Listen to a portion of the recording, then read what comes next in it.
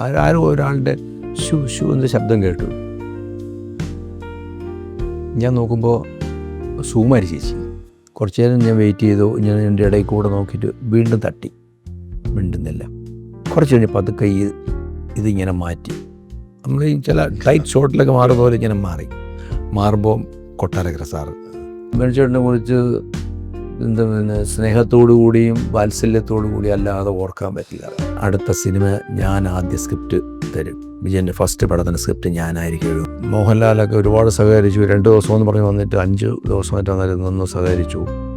അത് കഴിഞ്ഞ് അദ്ദേഹം പോകാൻ നേരത്ത് എന്നെ കെട്ടിപ്പിടിച്ച് പറഞ്ഞു, നിങ്ങളിതുകൊണ്ട് വിജയൻ ഇത് കൊണ്ടുപോയി എഡിറ്റ് ചെയ്ത് ഡബ് ചെയ്ത് നോക്ക്, എന്തെങ്കിലും കുറവുണ്ടെങ്കിൽ ഞാൻ വന്ന് അഭിനയിച്ച് തരാമെന്നൊക്കെ പറഞ്ഞു. അവസാനം മമ്മൂക്ക എന്നെ പറയുന്നത് ഞാൻ ഒരു ത്രെഡ് പറഞ്ഞു കൊടുത്തിട്ട് ഇത് നമുക്ക് സിനിമ ആക്കാമെന്ന് പറഞ്ഞിട്ടാണ് ചരിത്രത്തിലേക്ക് ലാൻഡ് ചെയ്തത്. അങ്ങനെ ഞാൻ 2ാമത്തെ ഷെഡ്യൂളിന് മുരളി വിളിക്കുമ്പോൾ മുരളി പറഞ്ഞു, ഞാൻ ഇനി ഇത് ചെയ്താൽ ശരിയാവില്ല എന്ന് പറഞ്ഞു.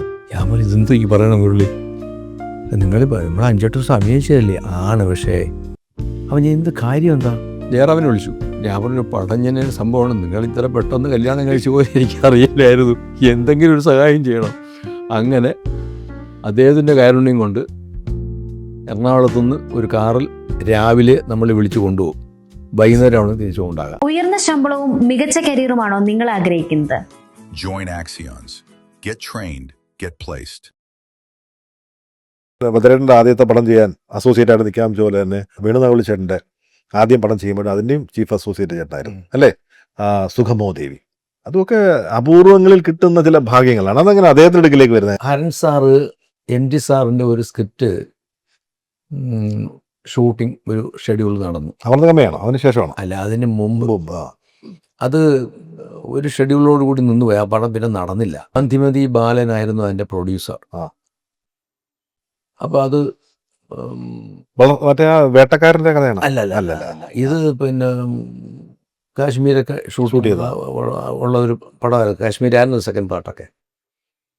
ആ സിനിമയിൽ ഷൂട്ട് ചെയ്യാൻ അഭിനയിച്ചത് മോഹൻലാലും സോമേട്ടനും. ശരി. അവിടെ നമ്മൾ കുറേ ദിവസം ഷൂട്ട് ചെയ്തു. കക്കയത്തായിരുന്നു അതിൻ്റെ ഷൂട്ട്. അതെല്ലാം കഴിഞ്ഞ് വന്നു. പിന്നെ ഇപ്പോൾ അടുത്ത ഷെഡ്യൂൾഡ് ഉടനെ തുടങ്ങാമെന്നെല്ലാം പറഞ്ഞാൽ വന്നതാണ്. പിന്നെ അത് കുറച്ച് നടന്നില്ല, സംഭവിച്ചുപോയി. ആ സമയത്താണ് എന്നെ ബാലേട്ടൻ ഒരു പ്രാവശ്യം വിളിച്ചിട്ട് പറഞ്ഞാൽ, വിജയ, ഞാൻ വേണു നാഗവള്ളി വെച്ചിട്ട് സിനിമ സംവിധാനം ചെയ്യുന്നു, നിങ്ങൾക്ക് വേണുവിലൂടെ വർക്ക് ചെയ്യാൻ പറ്റുമെന്ന് ചോദിച്ചു. അങ്ങനെയാണ് ബാലേട്ടനാണ് എന്നെ തിരുവനന്തപുരത്തേക്ക് കൊണ്ടുവരുന്നത്. മദ്രാശിയിൽ പോയ എന്നെ ആ സമയത്ത് തന്നെ വീണ്ടും എനിക്ക് ട്രിവാൻഡ്രത്തോട്ട് എനിക്കൊരു ട്രാൻസ്ഫർ തരുന്നത് ബാലേട്ടൻ വരാമോ. അങ്ങനെയാണ് വീണ്ടും തിരിച്ച് നാട്ടിലോട്ട് വരുന്നത്. അവിടെ വന്ന് എനിക്കിപ്പോഴും ഓർമ്മയുണ്ട് മേടിച്ചേട്ടനെ അതിന് മുമ്പ് ഞാൻ കണ്ടിട്ടുള്ളതെന്ന് പറഞ്ഞാൽ ട്രിവാൻഡ്രത്ത് കണ്ടിട്ടുണ്ട്. പിന്നെ ഞാൻ കാണുന്നത് എവിടെയോ ഒരു ശത്രു എന്ന് പറഞ്ഞാൽ ഹരൺ സാറിൻ്റെ പടത്തിൻ്റെ ഷൂട്ട്സ്. ആ സ്ഥലം ഞാൻ വർക്ക് ചെയ്തതല്ല, ആ ഷൂട്ടിങ്ങിന് എന്തോ ഒരു കാര്യത്തിന് വേണ്ടി ഞാൻ ചെന്നൈയിൽ നിന്ന് അവിടെ പോയിരുന്നു. അപ്പോൾ അവിടെ 2 ദിവസം ഉണ്ടായിരുന്നു. അന്ന് മേടിച്ചേട്ടനോട് കൂടുതൽ അടുത്ത് നല്ല എന്താ പറയുക, മേടിച്ചേട്ടനെ കുറിച്ച് എന്താ പിന്നെ സ്നേഹത്തോടു കൂടിയും വാത്സല്യത്തോടു കൂടി അല്ലാതെ ഓർക്കാൻ പറ്റില്ല. അപ്പോൾ അങ്ങനെ വന്നു. ഞാൻ അമൃത ഹോട്ടലിൽ എനിക്ക് റൂം പറഞ്ഞിട്ടുണ്ടായിരുന്നു. ഞാൻ അവിടെ താമസിച്ചപ്പോൾ മേടിച്ചേട്ടനെ വിളിച്ചു. മേടിച്ചേട്ടൻ പറഞ്ഞു, വിജയ, ഞാൻ സ്ക്രിപ്റ്റ് അങ്ങോട്ട് കൊടുത്തേക്കാൻ വായിച്ചു നോക്കാൻ പറഞ്ഞു. ഫുൾ സ്ക്രിപ്റ്റായിരുന്നു. അപ്പോൾ ആ സ്ക്രിപ്റ്റ് കൊണ്ടുവരുന്നത് നമ്മുടെ മുരളി നാഗവള്ളിയാണ്. അപ്പോൾ മുരളി നാഗവള്ളി ആദ്യമായിട്ട് കാണുന്നത്. അപ്പോൾ മുരളി ഗുഡ് മോർണിംഗ് സാർ എന്നൊക്കെ പറഞ്ഞ് വന്നു. ഇത് മേടിച്ചേട്ടൻ സ്ക്രിപ്റ്റ് തരാൻ പറഞ്ഞാൽ മുരളി നാഗവള്ളി ബാലേന്ദ്ര മേനോൻ്റെ അസിസ്റ്റൻ്റാണ്, ഇങ്ങനെയൊക്കെ പറഞ്ഞ് അസോസിയേറ്റാണ്. അപ്പോൾ ഞാൻ വായിച്ചിട്ട് പറയാൻ ഞാൻ വായിച്ചു നോക്കി. അപ്പോൾ മുരളി കൂടെ എൻ്റെ കൂടെ അതിൽ വർക്ക് ചെയ്തു. അങ്ങനെയാണ് മേടിച്ചേട്ടൻ്റെ കൂടെ വന്നു. പിന്നെ കുമാറായിരുന്നു ക്യാമറ.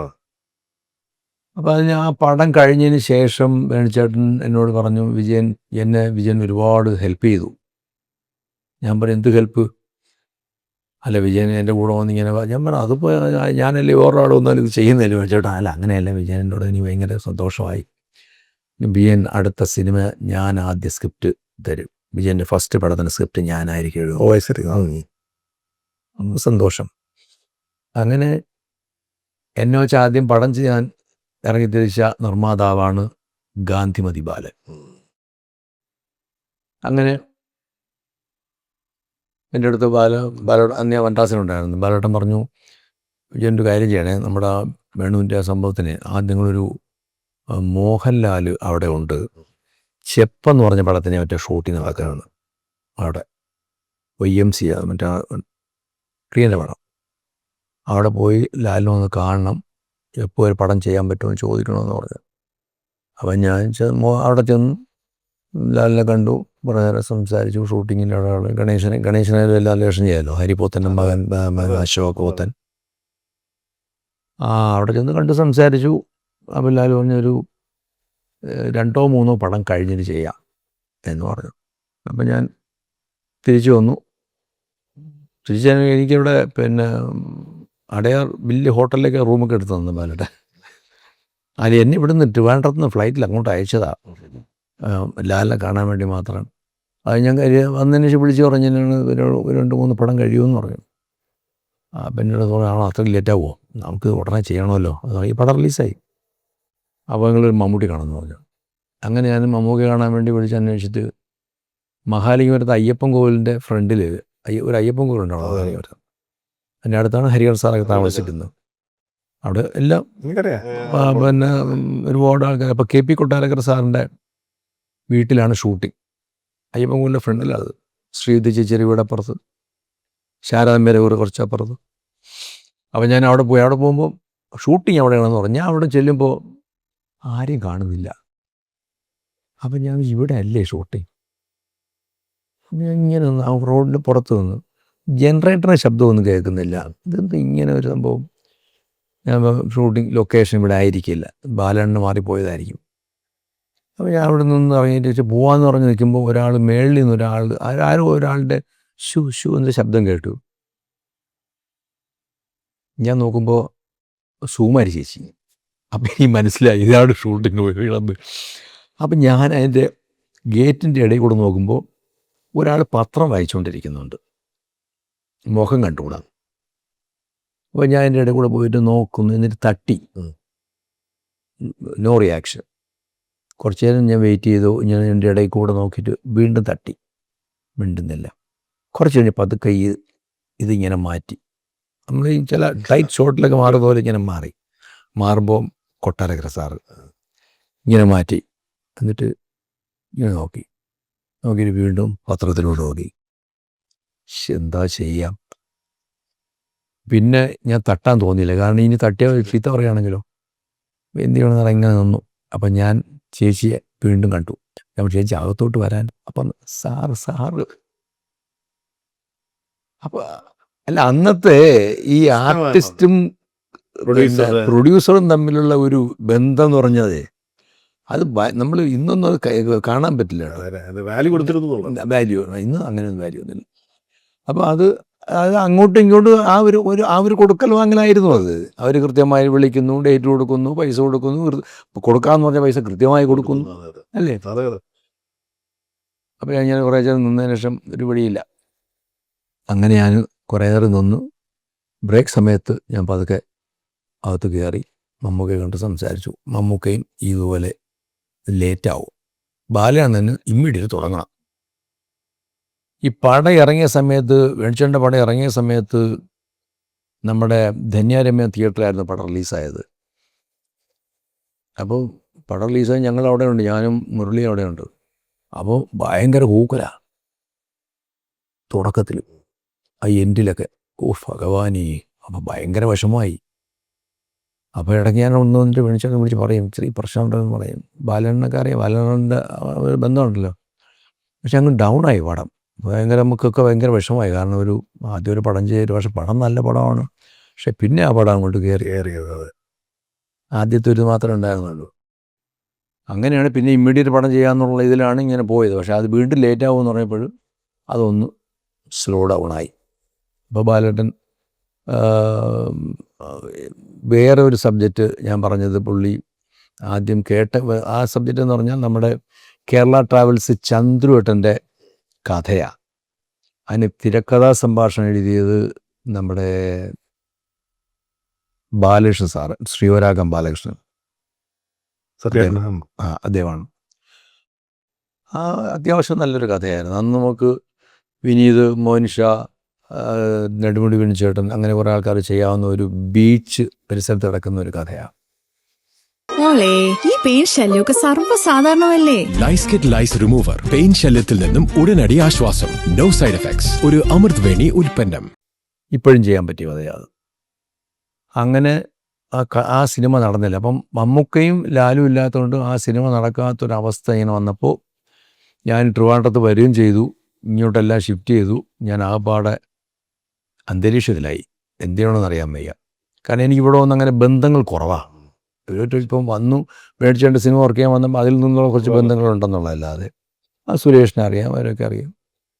അങ്ങനെ ഒരു ദിവസം ഞാൻ പങ്കജ് ഹോട്ടൽ മമ്മൂക്ക ഉണ്ടായിരുന്നു. ആ സമയത്ത് ഞങ്ങളവിടെ പോയി മമ്മൂക്കെല്ലാം കണ്ട് അവിടെ ഇറങ്ങുമ്പോൾ സുരേഷിനോട് ചോദിച്ചു, എന്തായി ഇതിൻ്റെ പടമെന്ന് ചോദിച്ചു. ഞാൻ പറഞ്ഞു, അത് നടക്കില്ല, ഞാൻ വിഷമത്തിലാണ്, മമ്മൂക്കയുടെ ഡേറ്റ് ഒരുപാട് ലേറ്റ് ആകും, ബാലകണ്ണൻ ഇങ്ങനെ പറയണമെന്ന് പറഞ്ഞു.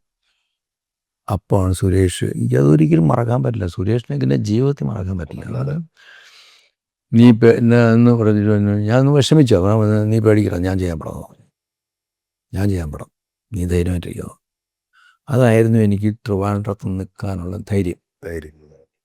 അല്ല ഞാൻ ചിലപ്പോൾ അത് കഴിഞ്ഞാൽ ഞാൻ വിധിച്ചങ്ങ് മെന്താൽസൊക്കെ പോയത്. വിധി നോക്കിക്കോണം. ആദ്യം ഒരു സിനിമ ചെയ്യാൻ അവസരം വരുന്നു, അത് ഭദ്രേൻ്റെ അതുകൊണ്ട് സംസാരം മാറുന്നു. പിന്നീട് ഗാന്ധി മതം ഇങ്ങോട്ട് വരുന്ന ഓഫർ തരുന്നു, പല രീതിയിൽ സമയമില്ല എന്ന് പറഞ്ഞു. പക്ഷേ സഹമുറിയലായത് ഞാൻ അതിനെയൊക്കെ കാണുന്ന ആകെ ഓരോ തലയിലെഴുത്തുകളുണ്ട്, നിമിത്തങ്ങൾ, അത്രേ ഉള്ളൂ. അല്ല, പടത്തിന് തന്നെ പേര് തന്നെ ചരിത്രം. അതൊരു ചരിത്രമായിരുന്നു. ചരിത്രമൊന്നും പറയാൻ എൻ്റെ ഈ കുഞ്ഞു എന്നെ പോലുള്ള ഒന്നുമല്ലാത്ത ഒരാളിൻ്റെ കൊച്ചു കാര്യങ്ങൾ ചരിത്രം എന്ന് പറഞ്ഞാൽ വലിയ വലിയ ചരിത്രങ്ങൾ നമ്മൾ ഞാൻ ആ സിനിമയുടെ പേരുമായിട്ട് ഞാൻ ക്ലബ് ചെയ്യുന്നേ ഉള്ളൂ. അതൊരു ചെറിയ ചരിത്രമല്ലത്, വലിയ ചരിത്രമാണ്. കാരണം അവസാനം പറഞ്ഞ ആളല്ല പ്രൊഡ്യൂസ് ചെയ്യുന്നത്, പറഞ്ഞ ആളല്ല എഴുതുന്നത്. ഇതുപോലെ ആകസ്മികതകൾ ഒരുപാട് എൻ്റെ ഇതിൽ സിനിമാ ജീവിതത്തിൽ ഒരുപാടുണ്ടായിട്ടുണ്ട്. നമ്മൾ വിചാരിക്കും, എനിക്ക് എപ്പോഴും ഞാൻ ഓർക്കുന്നത്, ഞാൻ ഒരിക്കൽ മദ്രാസ് താമസിക്കുമ്പം എപ്പോഴും സാറപ്പുറത്തുണ്ടാവും, കൃഷ്ണദാസ് ഉണ്ടാവും, മധുവുണ്ട്, ശ്രീകുട്ടൻ മേളിലുണ്ട്, ഞങ്ങളെല്ലാം ഒരുമിച്ച് താമസിച്ചിരുന്നത്. അപ്പോൾ സാറിനോട് ഞാൻ പറഞ്ഞു, ഒരു ദിവസം ഞങ്ങൾ സംസാരിക്കുമ്പം പഴയ കാര്യങ്ങളൊക്കെ പറഞ്ഞുകൊണ്ടിരിക്കും. സാറ് പഴയ കാര്യങ്ങളൊക്കെ പറയും. അത് ഭയങ്കര യൂണിവേഴ്സിറ്റി ആയിട്ടോ അത് കേട്ടുകൊണ്ടിരിക്കാൻ. സാറ് വളരെ സർക്കാസ്റ്റിക്കായിട്ടും തമാശ കലർത്തിയും പറയുകയാണെങ്കിലും ഒരുപാട് കാര്യങ്ങളാണ് പറഞ്ഞുകൊണ്ടിരുന്നത്. പ്രസൻറ്റേഷനാണുള്ളൂ.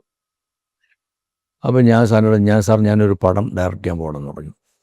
ആര് പറഞ്ഞു എന്ന് ചോദിച്ചു. ഞാൻ പറഞ്ഞു, അല്ല, ഒരു പടം ഡയറക്റ്റ് ചെയ്യാൻ പോകാമെന്ന് പറഞ്ഞു. അത് നീ തീരുമാനിച്ചാൽ മതിയാ എന്ന് ചോദിച്ചു. അല്ല സാർ, എനിക്ക് പ്രൊഡ്യൂസറായി ആർട്ടിസ്റ്റിലായി. അതേ, അതെല്ലാം ശരിയായിരിക്കും. നീ ഒരു പടം ചെയ്യാൻ പോകുന്നു എന്നുള്ളത് എല്ലാം റെഡിയായി, അവിടെ ചെന്ന് ഒരു ഷോട്ട് എടുത്തിട്ട് ഒരു 5 മിനിറ്റ് ചേറി ഇരിക്കണം കേട്ടോ, അപ്പം നീ ഡയറക്ടറായത്. എനിക്കത് ഞാൻ ഓർക്കും. കാരണം അത്രയും അൺസർട്ടനിറ്റി ഉണ്ടായിരുന്നു എന്നുള്ളതല്ലേ. അൺസർട്ടനിറ്റി ഉണ്ട് സിനിമയിൽ. അതാണ് നീ കാണുന്നതല്ല, ഒന്നും അല്ലടാ ഈ സിനിമ എന്ന് പറഞ്ഞാൽ, അതിനപ്പുറമാണ് സിനിമ എന്ന് പറഞ്ഞാൽ. അത് ആ അനുഭവത്തിൽ നിന്ന് പറഞ്ഞതാണ്. അപ്പം എനിക്ക് എൻ്റെ ജീവിതത്തിൻ്റെ ആ വഴികളിൽ പലയിടത്തും എനിക്കിത് ഓർക്കേണ്ടി. സാറിന് ഓർക്കുന്ന ഇങ്ങനെ, സാറെന്ന് പറഞ്ഞിട്ടുണ്ടല്ലോ, ഞാൻ ഒരു സിനിമ കഴിഞ്ഞിട്ട് ഇടയ്ക്കൊരു സിനിമ ചെയ്യാൻ വേണ്ടി ഒരു നല്ല സബ്ജക്റ്റാണ്, റസാക്ക് എഴുതിയതാണ്. അപ്പോൾ അതിന് നന്ദകുമാർ ഇയാൾ നമ്മുടെ വിജയകുമാർ എന്ന് പറഞ്ഞൊരു പ്രൊഡ്യൂസർ, അദ്ദേഹം നെടുവങ്ങാട് തിയേറ്റർ നടത്തുന്ന ഒരാളാണ്. അദ്ദേഹം വന്നു, ആ കഥയെല്ലാം കേട്ടു, അദ്ദേഹത്തിന് ഇഷ്ടപ്പെട്ടു, ചെയ്യാമെന്ന് പറഞ്ഞു. തിലകൻ ചേട്ടൻ, മുകേഷ്, ശാന്തികൃഷ്ണ, അങ്ങനെ അവർക്കാണ് കാസ്റ്റ്. അങ്ങനെ പടം ചെയ്യാനുള്ള എല്ലാ കാര്യങ്ങളുമായി. നല്ല വിഷയമാണ്. ആ വിഷയം എന്ന് പറഞ്ഞാൽ അത് പിന്നെ വേറെ രൂപത്തിൽ ഇവിടെ ജയറാം അഭിനയിച്ചു ആ സിനിമ. അത് വേറൊരു ഡയറക്ടർ ചെയ്തു. അതെങ്ങനെ പോയിന്ന് എനിക്കറിയില്ല. റസാക്ക് പറഞ്ഞിട്ടില്ല എന്ന് പറഞ്ഞു. അപ്പോൾ ആ സിനിമ എല്ലാം ആയി. കോഴിക്കോട് ഞാനും റസാക്കും റൂമെടുത്ത് താമസിക്കുന്നു. അവിടെ കമ്പോസിങ്ങിന് ബോംബെ രവി, അദ്ദേഹം കോഴിക്കോട് വരും. അതിന് വരാനുള്ള ഡേറ്റും കാര്യങ്ങളൊക്കെ നിശ്ചയിച്ച് ഫ്ലൈറ്റ് ടിക്കറ്റ് എടുക്കാനുള്ള കാര്യം നോക്കി. യൂസഫ് അലി ശരി സാർ ഇവിടുന്ന് അവിടെ വരും. യൂസഫ് സാറാണ് അവരിലിറക്കി. എല്ലാ കാര്യങ്ങളായി. രാത്രി ഒരു 12-1 മണി. ഇയാൾ പ്രൊഡ്യൂസർ വരാമെന്ന് പറഞ്ഞാൽ അദ്ദേഹത്തെ കാണുന്നില്ല. ലാൻഡ് ഫോണിൽ വിളിച്ചിട്ടും കിട്ടുന്നില്ല. അങ്ങനെ ഇങ്ങനെ ആകാംക്ഷയോട് കൂടി ഇരിക്കുകയാണ് ഞാൻ. റസാഖ് എന്താണ് രാത്രി പാതിരാത്രി ഉറങ്ങാൻ കിടന്നതിന് ശേഷം പിന്നെ കോൾ വന്നത്. അതെനിക്കിന്ന് വരാൻ പറ്റില്ല. എന്ത് പറ്റി? അത് ആ പ്രോജക്റ്റ് നടക്കില്ല, ഞാൻ ഉദ്ദേശിച്ച കാശ് കിട്ടിയില്ല എന്ന് പറഞ്ഞു. ഞാൻ പറഞ്ഞു അപ്പോൾ ഈ മ്യൂസിക് ഡയറക്ടർ വരാൻ പറയാതൊക്കെ എന്താ ചെയ്യേണ്ടതൊക്കെ ക്യാൻസൽ ചെയ്യേണ്ടത്, അതൊക്കെ ക്യാൻസൽ ചെയ്യണം. പിന്നെ അതൊക്കെ വിളിച്ച് പിറ്റേ ദിവസം രാവിലെ അതൊക്കെ വിളിച്ച് ചെയ്തു. അതിനൊരു വലിയ സംഭവം എന്ന് പറഞ്ഞാൽ നമ്മൾ ഈ സിനിമയിൽ ഈ വിശ്വാസവും അന്ധവിശ്വാസവും ഉണ്ടല്ലോ. നമുക്ക് ദൈവവിശ്വാസം എനിക്കുണ്ട്, അല്ല അന്ധവിശ്വാസമൊന്നുമില്ല. അന്ധമായിട്ടൊന്നും ഞാൻ വിശ്വസിക്കുന്നില്ല. അതിലുണ്ട് കാര്യം. കാരണം നമുക്ക് കാര്യങ്ങൾ അറിയാമല്ലോ, കുറച്ച് വിവരം വെച്ച് കഴിഞ്ഞാൽ പിന്നെ നമുക്ക് അങ്ങനെ പോകേണ്ട കാര്യമല്ല. അന്ന് ഇയാൾ എന്നെയും റസാഖിനെയും കൂടെ അദ്ദേഹത്തിൻ്റെ ഒരു സ്വാമിയുടെ അടുത്ത് പറഞ്ഞയച്ചു, ഈ വിജയകുമാർ എന്ന് പറഞ്ഞ പ്രൊഡ്യൂസർ. അങ്ങനെ ഒരു അവിടെ പിന്നെ നെയ്യാർ ഡാമിൻ്റെ ആ ഭാഗത്ത് എവിടെയോ ഒരു സ്ഥലത്താണ് ഒരു വലിയ തോടെല്ലാം കടന്ന് ചെല്ലുമ്പോൾ ഒരു വലിയ അമ്പലം, ഒരു സ്വകാര്യ അമ്പലം. അതിനകത്ത് ഒരു മരത്തിൻ്റെ മൂട്ടിലൊക്കെ കുറേ ഒരു 5-6 ഭ്രാന്തുള്ള ആൾക്കാരെ ചങ്ങലയ്ക്കൊക്കെ കെട്ടിയിട്ടിരിക്കുന്നു. അപ്പോൾ ഇയാൾ പറഞ്ഞു ഇത് പുള്ളിയുടെ ചികിത്സയിലാണെന്ന് പറഞ്ഞു. അപ്പം ഭ്രാന്തിനൊക്കെ പുള്ളി ചികിത്സിക്കുന്നുണ്ട്. അപ്പോൾ അവിടെ ചെന്നപ്പോൾ നമ്മളെ ഒരു സ്വാമി, ഒരു പൊക്കം കുറഞ്ഞിട്ട് മണിമല രാജുവിനെ പോലെ ഏകദേശിച്ചിരിക്കുന്ന ഒരു അദ്ദേഹം സ്വാമി, അദ്ദേഹത്തെ കണ്ടു വണങ്ങി. അപ്പോൾ റസാഖ് ഇടത് സൈഡ് മുണ്ട് കൊടുത്തിട്ടുണ്ട്. ഞാൻ പറഞ്ഞ് ഇതൊന്ന് വലത് സൈഡ് കൊടുത്താൽ നന്നായിരിക്കും, അമ്പലത്തിലോട്ടാണ് പോണത് പറയും. അങ്ങനെ അമ്പലത്തിൽ പോയി ഇരുന്നു. അപ്പോൾ പുറത്തെവിടെയെങ്കിലും സംസാരിക്കുന്നു. അപ്പോൾ ഇദ്ദേഹം നമ്മളെ വിളിച്ച് നേരെ അമ്പലത്തിനകത്തോട്ടാണ് കയറ്റിയിരുന്നു ചെയ്ത്. അമ്പലത്തിനകത്തിരുന്ന് ഇദ്ദേഹത്തോട് കഥ പറയാൻ പറഞ്ഞിരിക്കുകയാണ്. കഥ പറഞ്ഞു കഴിഞ്ഞാൽ പുള്ളി പറഞ്ഞ് അതിൻ്റെ ക്ലൈമാക്സ് മാറ്റണം എന്ന് പറഞ്ഞു. അപ്പോൾ ഞാനും റസാഖും മുഖത്തോട് മുഖം നോക്കി. ക്ലൈമാക്സ് മാറ്റുക എന്ന് പറഞ്ഞാൽ ഇത് ക്ലൈമാക്സ് ആണ് അതിൻ്റെ ഒരു ഇതൊന്നും അത് മാറ്റിയ സിനിമയില്ല, അങ്ങനൊരു വിഷയമാണത്. അപ്പം നമ്മൾ ശരി ആലോചിച്ച് പറയാൻ പറഞ്ഞ് പോന്നു. ഈ സ്വാമി പറഞ്ഞിട്ടാണ് ഇയാൾ മാറിയത്. അത് പിന്നെ എനിക്ക് മനസ്സിലായി. ഒന്ന് ആലോചിച്ച് നോക്കൂ, ഏതൊക്കെ രീതിയിലാണ് സിനിമയുടെ അല്ല നമ്മുടെ പുറകെ വരുന്നത് അറിയുക. ഇത് കഴിഞ്ഞ് അൺസർട്ടനിറ്റി ഇങ്ങനെ പലതിലും ഉണ്ടായിട്ടുണ്ട്. പക്ഷേ എങ്കിലും ചില സിനിമകൾ ദാസേട്ടൻ പറയും പോലെ ഓരോ നെന്മണിയിലും നിന്റെ പേരെഴുതി വെച്ചിട്ടുണ്ടെന്ന് പറഞ്ഞത് പൂർണ്ണമായിട്ടും ശരിയാണെന്ന് എനിക്ക് പലപ്പോഴും തോന്നിയിട്ടുണ്ട്. അല്ല, ഈ എസ് എൻ സ്വാമിയിലേക്കും ചരിത്രത്തിലേക്കും വരുന്നത് എങ്ങനെയാ? അത് സുരേഷ് അന്ന് എന്നെ ആശ്വസിപ്പിച്ച് തോളിൽ കൈയിട്ട് ഞാൻ ചെയ്യാൻ പടമെന്ന് പറഞ്ഞല്ലോ, അവിടുന്ന് തുടങ്ങിയതാണ്. അങ്ങനെ മമ്മൂക്കയെ കാണുന്നു, അദ്ദേഹം പടം ചെയ്യാമെന്ന് പറയുന്നു, സ്വാമിയെ എഴുതാൻ ഏൽപ്പിക്കുന്നു. സ്വാമി ഒരുപാട് കാര്യങ്ങൾ നോക്കുന്നു, കഥയൊന്നും ശരിയായില്ല. മമ്മൂക്കെ കാണാൻ വേണ്ടി ഇവിടെ എറണാകുളത്ത് സുരേഷും സനലും ഞാനും സ്വാമിയും കൂടെ വന്നു. എന്തോ ഒരു കഥ പറഞ്ഞ മമ്മൂക്കയ്ക്ക് അത്ര വലിയ താല്പര്യമില്ലായിരുന്നു. അതൊക്കെ വേറെ ഏതെങ്കിലും നോക്കാമെന്ന് പറഞ്ഞിട്ട് മമ്മൂക്ക തന്നെ അവിടെ ഇരുന്നിട്ട് ഒരുപാട് ആൾക്കാരെ വിളിച്ചു. ജോൺ പോളിനെ വിളിക്കുന്നു, ഡെന്നീസിനെ വിളിക്കുന്നു, കരൂരാനെ വിളിക്കുന്നു, ഷിബു ചക്രവർത്തിയോട് ചോദിക്കുന്നു, പലരും ചോദിക്കും. അങ്ങനെ എല്ലാവരും പല ഇതിൽ കമ്മിറ്റഡാണ്. സ്വാമിയൊക്കെ ഒന്ന് ഒരുപാട് എഴുതിക്കൊണ്ടിരിക്കുന്ന സമയമാണ്. എല്ലാവരും ഇടുന്ന ഇവരൊക്കെ തിരക്കുള്ള സമയമാണ് അത്. അവസാനം മമ്മൂക്ക തന്നെ പറയുന്നത് ഞാൻ ഒരു ത്രെഡ് പറഞ്ഞു കൊടുത്തിട്ട് ഇത് നമുക്ക് സിനിമ ആക്കാമെന്ന് പറഞ്ഞിട്ടാണ് ചരിത്രത്തിലേക്ക് ലാൻഡ് ചെയ്തതാണ്. ശരി, നമുക്കേതാണ് അപ്പോൾ ത്രെഡ്. മമ്മൂക്ക കണ്ട ഏതൊരു സിനിമയായിട്ടുള്ള ത്രെഡാണ്. അങ്ങനെയാണ് അതിലേക്ക് എത്തുന്നത്, ചരിത്രത്തിൽ എത്തുന്നത്. അങ്ങനെയാണ്. അതെ അതെ അതെ, അതൊരു രസകരമായ അല്ലേ. അതിനകത്ത് ഈ റഹ്മാന്റെ പൂച്ചക്കണ്ണുള്ള റഹ്മാനൊക്കെ നമ്മൾ അന്ന് അതെ അന്ന് അങ്ങനെ അത് എല്ലാവരും ഇഷ്ടപ്പെട്ടിരുന്നൊരു ഗെറ്റപ്പായിരുന്നു. അതെ. പിന്നെ ആ സിനിമ ഇറങ്ങി ഒരു 2-3 ആഴ്ച കഴിഞ്ഞപ്പോൾ ചിത്രം എന്ന് പറഞ്ഞ പ്രിയന്റെ സിനിമ വന്നു. അതോടുകൂടി വലിയ അടിയായിപ്പോയി. അതെ, നമുക്ക് ഇപ്പം നമ്മൾ ആലോചിച്ചാൽ അന്നൊരു ധൈര്യം എടുത്ത ഒരാളാണ്. കാരണം അതിലൊരു വില്ലനാണ് അദ്ദേഹം. ശരിക്കും പറഞ്ഞാൽ വില്ലനല്ല, ജീവിതത്തിൽ അവിചാരിതമായ ഒരു കൈപ്പഴ കൊണ്ട് സംഭവിക്കുന്നതാണെങ്കിൽ പറ്റിപ്പോയതാണ്. അല്ലാതെ പുള്ളി നല്ലവനായ ക്യാരക്ടർ ഫിലിപ്പ് നല്ലവനാണ്. അതെ. അല്ല, ഞാൻ ഈ ഇടയ്ക്ക് ആ സിനിമ കണ്ടത് നല്ല സിനിമയാണ്. കാരണം ഇപ്പോഴും ആ സിനിമ കണ്ടിട്ട് പല ആൾക്കാരും ഒരു തുടക്കക്കാരൻ്റെ സിനിമയാണെന്ന് ഒരിക്കലും പറയില്ല. കാരണം അതിനകത്ത് വലിയ പ്രതിഭകളൊക്കെ അവരെതിരിക്കുന്നത്. ജനാർദ്ദൻ ചേട്ടനും രാമുണ്ട്, ബന്ധങ്ങളുണ്ട്. ശോഭന, ലിസി, അങ്ങനെ വലിയ പപ്പുവേട്ടൻ, പപ്പുവേട്ടൻ, അമ്പിളിച്ചേട്ടൻ എല്ലാവരും അല്ലേ. എന്തൊരു ആ കോമ്പിനേഷനൊക്കെ, പ്രത്യേകിച്ച് ക്ലൈമാക്സ് രംഗത്തൊക്കെ അവരുടെ ഒരു ഡയലോഗ്, മുരളി, ഇതെല്ലാം രസകരമായൊരു സാധനം. പക്ഷേ കൗതുകമുള്ളൊരു കാര്യം, മോഹൻലാലിൻ്റെ അടുത്ത് ആദ്യം സിനിമ ചോദിച്ചു പോയി, കിട്ടിയില്ല. ആദ്യം മമ്മൂട്ടിയെ കൊണ്ട് നടന്നു. പക്ഷെ രണ്ടാമതൊരു സിനിമ ആലോചനയിൽ നടന്നു എന്ന് പറഞ്ഞ് കേട്ടിട്ടുണ്ട്. പക്ഷെ എന്ത് സംഭവിച്ചെന്ന് അറിഞ്ഞില്ല. ചോദ്യം എന്നാണ് ആ പടത്തിന്റെ പേര്.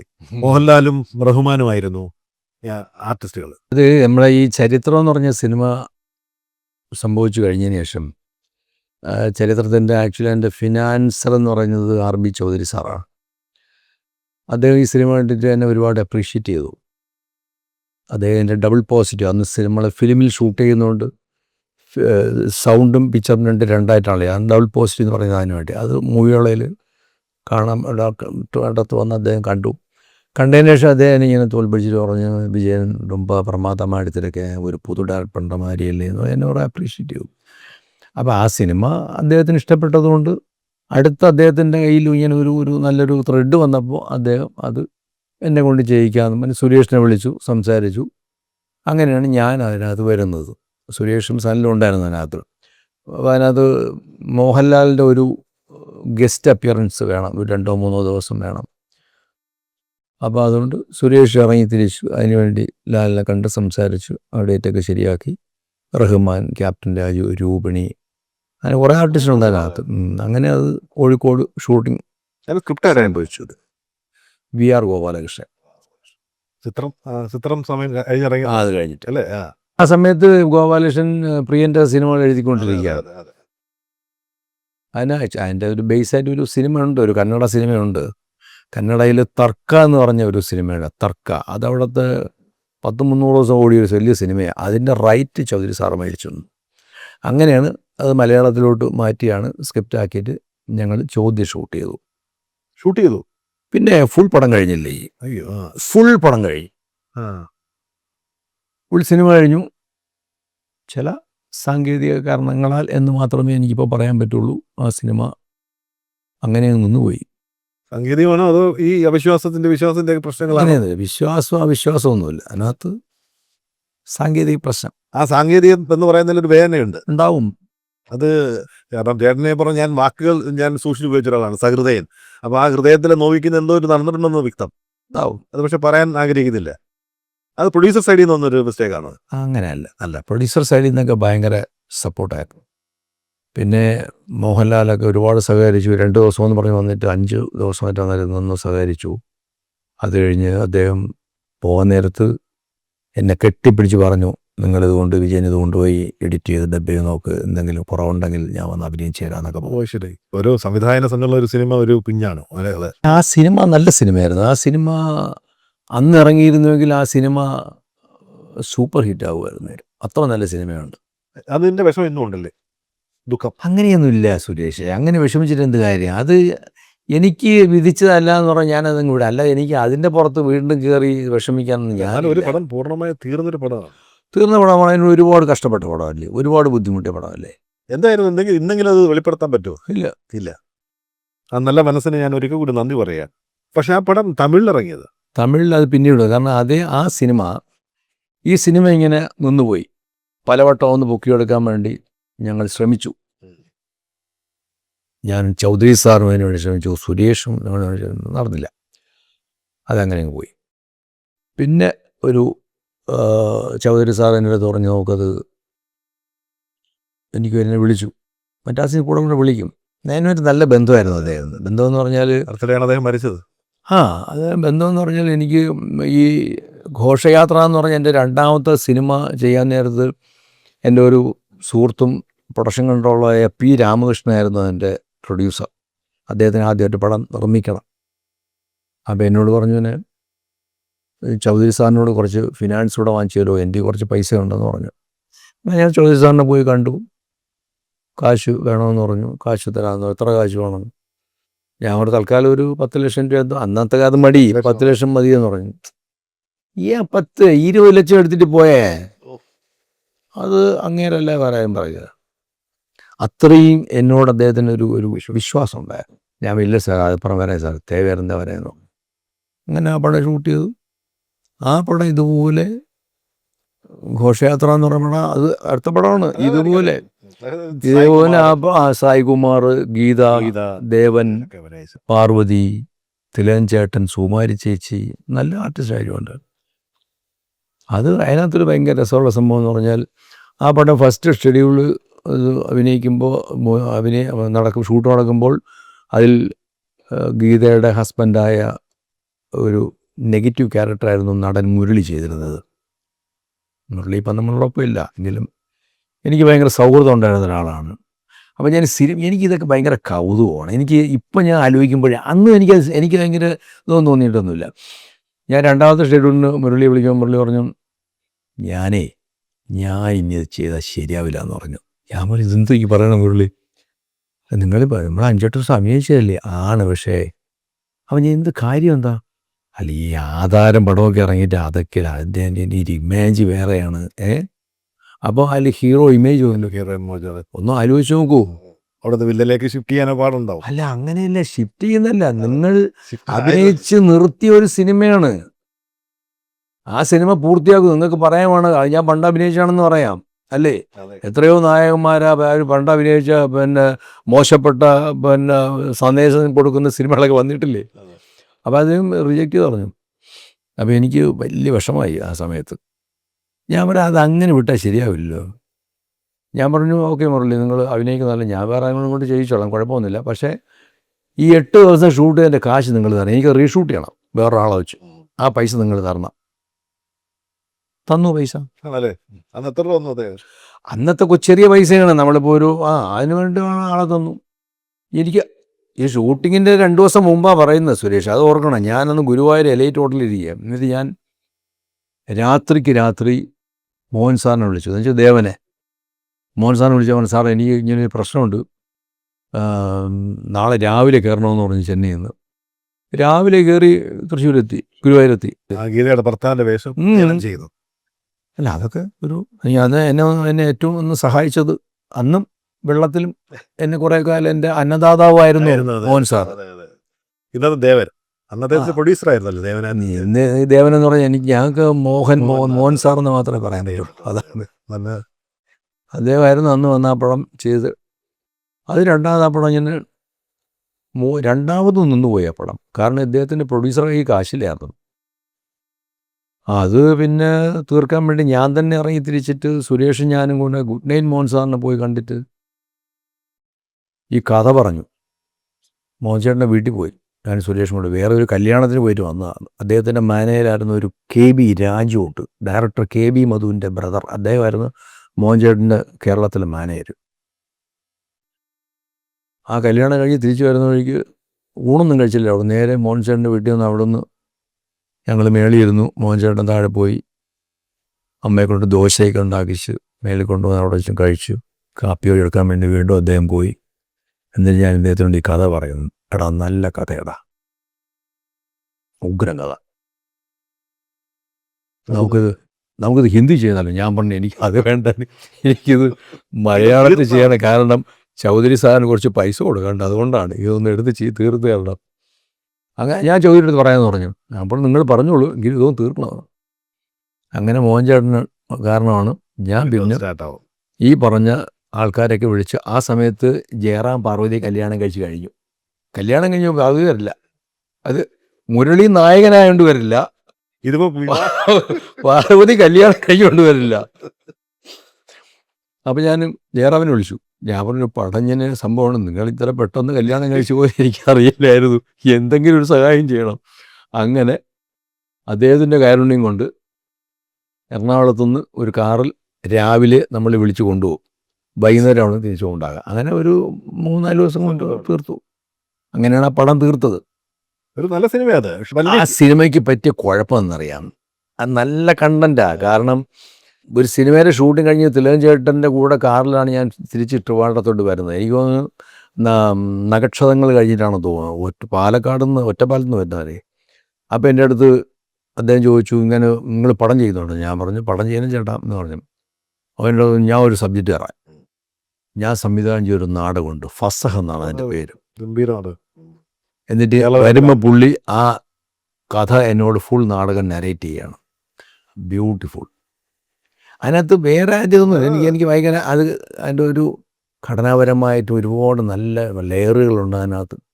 അങ്ങനെ ഞാൻ ചെയ്യാൻ തുടങ്ങി. അങ്ങനെയാണ് ആ സബ്ജക്റ്റിൽ എത്തുന്നതും ഘോഷയാത്ര ചെയ്ത് പോകുന്നതും. അപ്പോൾ എഴുതാൻ വേണ്ടി ഇതായപ്പോൾ നിങ്ങൾ ആരെ കൊണ്ട് എഴുതിക്കും? ഞാൻ പറഞ്ഞു ലോഹിദാസിനോട് എഴുതിക്കാമെന്ന് പറഞ്ഞു. ലോഹി എഴുതും. അന്ന് തെലുങ്കേട്ട ട്രിവാൻഡ്രത്ത് സുരേഷ് ഗോപിയുടെ വീടിൻ്റെ ഇപ്പുറത്ത് താമസിക്കുക, ശാസ്തമംഗലം.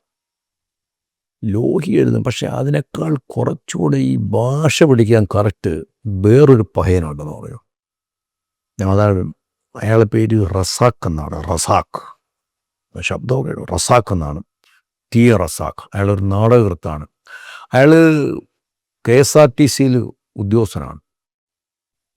അപ്പോൾ അയാൾ 2 ദിവസം കഴിഞ്ഞ് എനിക്കൊരു നാടകം എഴുതിക്കൊണ്ടിരിക്കുകയാണ്. 2 ദിവസം കഴിഞ്ഞ് വീട്ടിൽ വരും. അപ്പോൾ നിങ്ങളൊന്ന് വരണം, നമുക്കൊന്ന് പരിചയപ്പെടാം. അങ്ങനെ ഞാൻ പോകുമ്പോൾ തിലകചേട്ടനെ കണ്ടു. എനിക്ക് അന്ന് കിരീടത്തിൻ്റെ ഷൂട്ടിങ് ആ സമയം ഇവിടെ തോന്നുന്നത്. വരാൻ പറഞ്ഞു. ഞാൻ ചെന്നു. ചേട്ടൻ നിരന്തരം നൈറ്റൊക്കെ ഷൂട്ട് കഴിഞ്ഞ് പറയാം. അപ്പോൾ നോക്കുമ്പോൾ ഇതുവരെ താടിയൊക്കെ വെച്ച് കാവി മുണ്ടും ഈ ജുബ്ബയൊക്കെ ഇട്ട് ഒരാളിങ്ങനെ ഇറങ്ങി വരുന്നു. അതാ ഹലോ, തിലകചേട്ടൻ ഉറങ്ങുകയാണെന്ന് പറഞ്ഞു. അപ്പോൾ ഞാൻ പറഞ്ഞു ഞാൻ GS വിജയൻ. ഞാൻ റസാഖ്. അങ്ങനെയാണ് റസാഖുമായിട്ടുള്ള ബന്ധം ആരംഭിക്കുന്നത്. അങ്ങനെ ആ സിനിമ റസാഖ് ആണ് എഴുതുന്നത്. അങ്ങനെയാണ് റസാഖ് ഘോഷയാത്ര. അത് പരാജയപ്പെട്ട മറ്റു സംഭവം എന്താണെന്ന് പറഞ്ഞു. അന്ന് ആ പടത്തിനെ പറ്റി പരാജയം എന്ന് പറഞ്ഞാൽ ആ സിനിമ എൻ്റെ അതിനുശേഷം ഞാൻ ഒരു ചെപ്പടി വിദ്യ എന്ന് പറഞ്ഞൊരു സിനിമ ഞാൻ ചെയ്തു. ശശിധരൻ ആറാട്ട് വഴി സ്ക്രിപ്റ്റ്. മോഹൻകുമാറാണ് അതിൻ്റെ VIP മോഹൻകുമാർ. അദ്ദേഹം നല്ല മനുഷ്യൻ, വളരെ നല്ല അന്തസ്സുള്ളൊരു മനുഷ്യൻ, നല്ല പ്രൊഡ്യൂസറായിരുന്നു.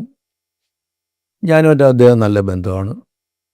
ഇപ്പോൾ ഈ ഇടയ്ക്ക് വിളിച്ചിട്ട് കിട്ടിയില്ല, അദ്ദേഹത്തിൻ്റെ നമ്പർ എന്തോ മാറി പോയി തോന്നുന്നു. അപ്പോൾ അദ്ദേഹം പ്രൊഡ്യൂസ് ചെയ്തു. അദ്ദേഹം ഒരു സിനിമ ചെയ്യാൻ വേണ്ടി എൻ്റെ അടുത്ത് വന്നതാണ്. കാരണം എനിക്ക് ഒരു സീരിയൽ അപ്രൂവ് ആയത് ഞാൻ ചെയ്തില്ല ദൂരദർശനിൽ. അത് ഞാൻ ഒരാൾക്ക് കൈമാറ്റം ചെയ്തു. അത് മേടിച്ച് ചെയ്ത് മോഹൻചേട്ടനാണ്. അപ്പോൾ അതിൽ അഭിനയിച്ചത് മോഹൻശേഖരിൽ അഭിനയിച്ചിട്ടുണ്ട്. N. ശങ്കരൻ നായർ സാറാണ് അത് ഡയറക്റ്റ് ചെയ്തെന്ന് എനിക്ക് തോന്നുന്നു. ആ സീരിയലിൽ എന്നാണ് എൻ്റെ ഓർമ്മ.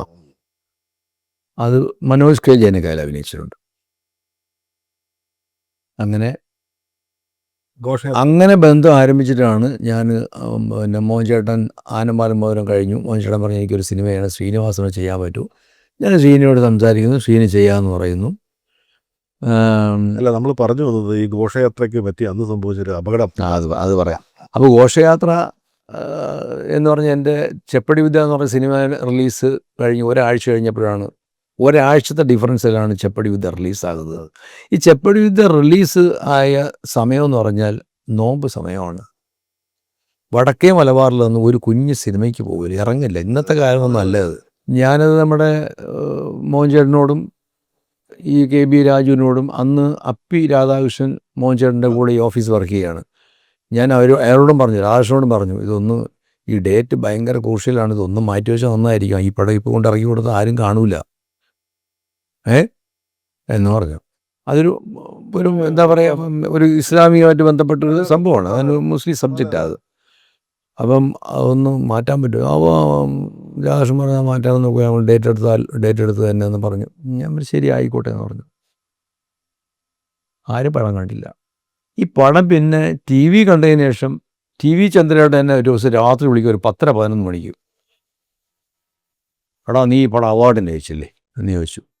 ഞാൻ പറഞ്ഞു ഇല്ല ചേട്ടാ, ഈ എന്തൊരു മണ്ടനാടാ. ഞാൻ പറഞ്ഞൊന്നും അയക്കാൻ പറ്റില്ല, ഇതാര് പ്രൊഡ്യൂസ് ചെയ്തത്? ഞാൻ പറഞ്ഞു ഞാൻ തന്നെയാണ് അവസാനം എടുത്ത്, എൻ്റെ പേരിൽ റിലീസായത്. അത് തന്നെ എന്ന് പറഞ്ഞു.